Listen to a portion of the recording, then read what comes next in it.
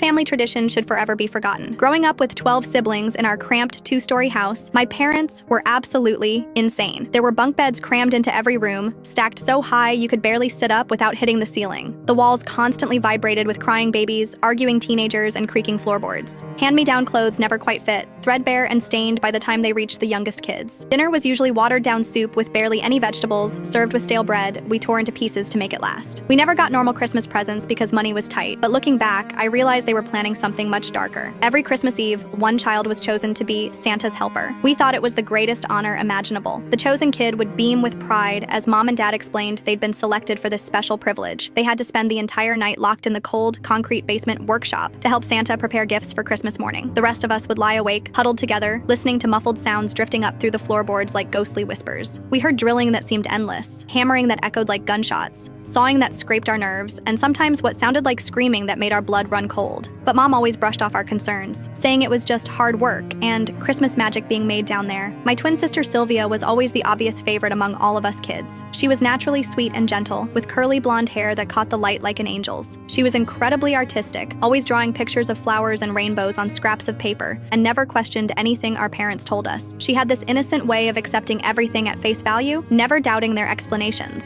Last Christmas Eve, when we were both 8 years old, she was chosen to be Santa's helper. The rest of us were genuinely jealous. Sylvia practically glowed with happiness as Dad led her down the creaking wooden stairs. I remember lying in the top bunk that night, staring at the water-stained ceiling and counting brown spots. My younger brother Jake was tossing and turning below, and I could hear other kids whispering nervously in the darkness. The sounds from below got really bad around midnight. Sylvia's screaming was completely different from previous years when other siblings had been chosen. It was more desperate, more raw, more terrified, like an animal caught in a trap. When I tried to sneak downstairs to check on her, Dad was waiting at the basement door like a guard. His eyes looked wild and unfocused, and he blocked my path, firmly saying Santa needed complete focus for his important work. Christmas morning came gray and cold, but there were no presents under our pathetic little tree. Dad nervously explained that Santa was running behind schedule, and we would get our gifts later. His voice cracked, and he kept wringing his hands. But Sylvia never came upstairs for breakfast, lunch, or dinner. When we kept asking where she was, our voices getting more panicked, Mom would start crying uncontrollably and repeat that Santa took his very best helper back to the North Pole with him. I snuck down to the basement that afternoon while everyone else was napping. The door was unlocked for the first time in hours. What I found still haunts my nightmares. Sylvia tied tightly. There were fresh drill holes in arm. A crumpled note nearby was written in Dad's unmistakable handwriting. Practice makes perfect helpers. I screamed louder than I ever had in my life. The police arrived within hours after neighbors called about the noise. Sylvia miraculously survived. All 13 of us kids were immediately separated and sent to different foster homes scattered across the state. We haven't seen each other since that terrible day. We miss you every single day, Sylvia. I hope you found a real family who loves you properly. That was 25 years ago.